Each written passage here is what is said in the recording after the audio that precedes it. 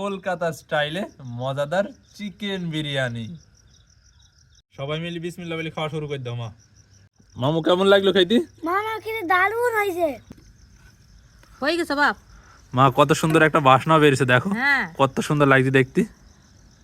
নানি কি হইল বাবা? কি করছো? এ দেখো মুরগিকে খাইতে দিছে। কিন্তু আমাদের কটা আছে মুরগি? আমাদের মুরগি তো আছে গুনা 10 এই সাইড দিকে নেলা তোমার মামা, তাই এই খাসাই থুই আটকে আটকে পোষি, তাই এখন খাইতে দিছে। আমি তাহলে আমাকে দুটো লবাই করে দাও, আমি খাবো। তুমি দুইটু জবাই করে দেবো তাই খাবা? আচ্ছা ঠিক আছে, আমি দুইটু ধরে জবাই করে দেবো। ধরো আমাদের এই মুরগিটা ধরো, আরেকটা বের করি।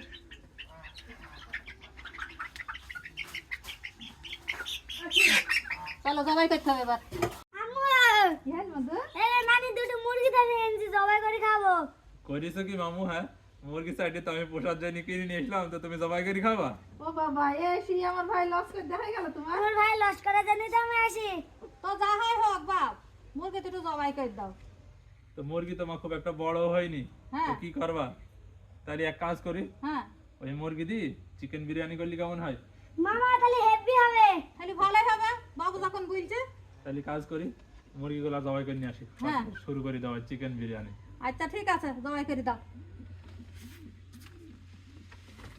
মুরগি দুটো জবাই করে সিলি না হয়ে গেছে, এবার কইটি নেব। এই যে গোস্তটা কুইটি ধুই রেডি করে নেওয়া হয়ে গেছে। চালগুলো এবার ভালো করে ধুয়ে সাইকে নেছে, সাইকে 30 মিনিট মতো থুই দেবো, দিয়ে মশলা বেটে নেবো। মা তুমি মশলাপাতি বেট নাও, বেলা চলে যাচ্ছি। দেখো আমি আঁকা ধরে দিলাম, ডিম কটন সেদ্ধ করে দিলাম। আচ্ছা ঠিক আছে, দেখি তুই ওর যা।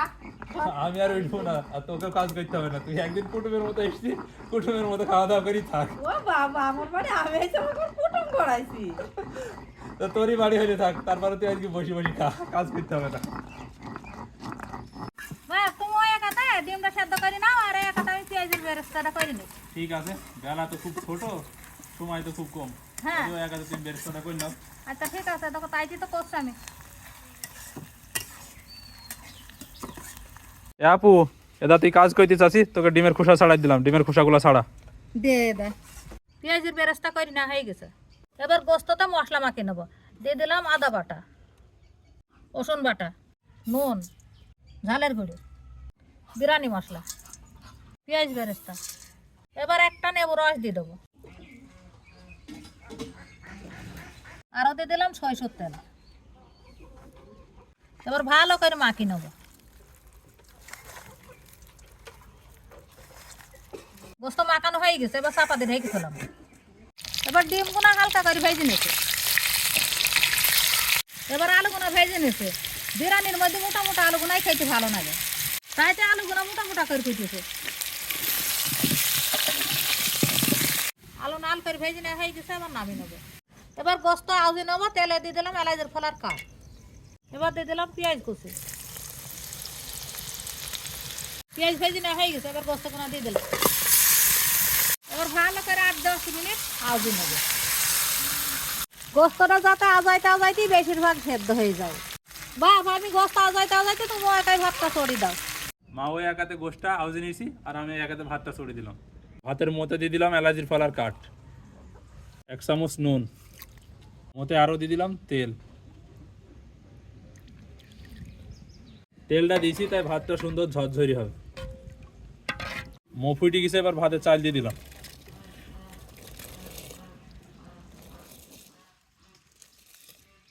এই যে আজাইতে আজাইতে গোস্ত সেদ্ধ হয়ে গেছে, এবার নামিয়ে নেবো।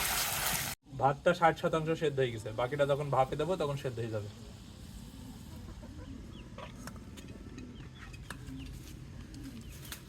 এবার হাঁড়ির তলায় একটু তেল মাখিয়ে নিয়েছে। এবার হাঁড়িতে ভাত অর্ধেক দিয়ে দিলাম, দিয়ে সুন্দর করে সারি দেবো। ভাতগুলো কত সুন্দর ঝরঝরে হয়েছে তেল দেওয়ার কারণে। এবার গোশগুনা দিয়ে দিলাম। এবার ভেজে নিয়ে আলুগুনা ঢেল দিলাম। এবার আবারও 4টি ভাত দিয়ে দিলাম। এবার ডিমগুনাও সাজিয়ে দিয়ে দিলাম। এবার বেরেস্তা ভাজাগুনা ছিটিয়ে দিলাম। এবার একটু গরম দুধ নিয়ে নিয়েছি, গরম দুধে দিয়ে দিলাম গোলাপ জল। এবার ভালো করে মিশিয়ে নেব। এবার গোলাপ জল মিশানো দুধটা দিয়ে দিলাম, আরও দিয়ে দিলাম ঘি। এবার ঢাকনি দিয়ে ঢেকে দিলাম, নুড়া দিয়ে চাপা দিয়ে দিলাম যাতে ভাপটা বেরিয়ে না যায়। এবার 20 মিনিট মতো জাল দেবো, 10 মিনিট জোরে জাল দেবো আর 10 মিনিট মতো আস্তে জাল দেবো। মা 20 মিনিট মতো তো হয়ে গেল, এবার দেখো দিনে ঢাকনা তৈরি হয়ে গেছে মনে হয়। খালি দেখি সরি হয়ে গেছে বাপ। মা কত সুন্দর একটা বাসনা বেরিয়েছে, দেখো হ্যাঁ কত সুন্দর লাগছে দেখতে। মধু আয় শুয়ে দেখো আন্দা হয়ে গেছে, খেয়ে নাও। নাও মা, এবার সবাই মিলে খাওয়া শুরু করে দাও। আপু তোদের খাবারের আয়োজন করতে করতে সন্ধ্যায় হয়ে গেল। তো হবে তো ঠিকই, এত বড় আয়োজন করেছিস তুই। তাহলে ওই সব বাদ দিয়ে আবার খাওয়া শুরু করে দে। বিসমিল্লাহ। বিসমিল্লাহ। বিসমিল্লাহ।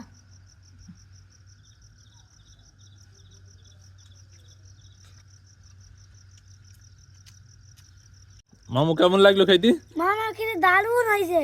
দারুণ তো হয়েছে, আমার তো মনের ভেতর কষ্ট লাগছে। মুরগি তো আমি খাইতে পারছি না, আমি তো পোষার জন্যই নিয়েছিলাম, সেই মুরগি আমার পেটে চলে গেল। তারপরেও খেতে তো দারুণ হয়েছে সত্যি। আপু কেমন লাগলো তোর সাথে তাই বল। তো অনেকদিন পরে একসাথে মার হাতের বিরিয়ানি খাওয়া। শুধু তোর মার আর আমার? তুমি আসলি না? তো খাইতে কি 10-এ 10 দিবি? আমি 10-এ 10ই দিলাম। এরকম স্টাইলে বিরিয়ানি খাইছিস? এর আগে কই এমন করে স্টাইল করে মা কত কোনোদিন রাঁধেনি। খাইতে দারুণ লাগছে। মা তোমার সাথে কেমন লাগলো বলো? বুঝলে না কিছু নাই বাপ, বুঝলি কিছু নেই। বলার কিছু নেই বাপ। এরকম কইতে কোনোদিন খাইনি, তার কি বলবো, তাই তো আমার বের হইছেও না। এটা আগেই বলে দিছি যে কলকাতার স্টাইলে বিরিয়ানি, মানে এরকম ভাবে খাওয়া হয়নি কখনোই, মা খায়নি। আমি মাকে বলি দিছি, ঠিক ওইভাবে রান্না করছে। খেতে কিন্তু দুর্দান্ত হয়েছে। আমি 10-এ 10ই দেবো।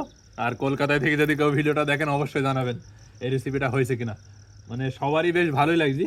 এর ভিতরে সব কিছু একদম পারফেক্ট সিদ্ধ হয়ে গেছে। এই যে গোশটা দেখছেন না, গোশটা একদম সুন্দর মতো সিদ্ধ হয়েছে। আর সেই সাথে আলু, এই যে আলুর কথা বলি, এমনি এর মধ্যে বিরিয়ানির ভেতরে আলুটা কিন্তু সেই সুন্দর লাগে। আলুটাও বেশ সুন্দর সিদ্ধ হয়েছে, মানে সব মিলি তুলনা করা যায় না, পুরাই অসাধারণ হয়েছে। তো এইভাবে আপনারা যারা আমার ভিডিও দেখছেন তারা অবশ্যই কমেন্টে জানাবেন যে এইভাবে কখনো বিরিয়ানি রান্না করে খেয়েছেন কিনা। যদি না খেয়ে থাকেন অবশ্যই একবার ট্রাই করে দেখতে পারেন, আশা করি আপনাদের বেশ ভালোই লাগবে। তো ভিডিওটা মনে হয় ইতিমধ্যে অনেক বড় হয়ে গেছে, সম্পূর্ণটা রেসিপিটা দেখাই দিকে একটু বেশ বড় হয়ে গেল ভিডিওটা। তো ভিডিওটা এখানে শেষ করে দিছি। সবাই সুস্থ থাকবেন, ভালো থাকবেন, আর একবার হইলেও এরকমভাবে ট্রাই করতে ভুলবেন না কখনো। সবাইকে জানাই আল্লাহ হাফেজ।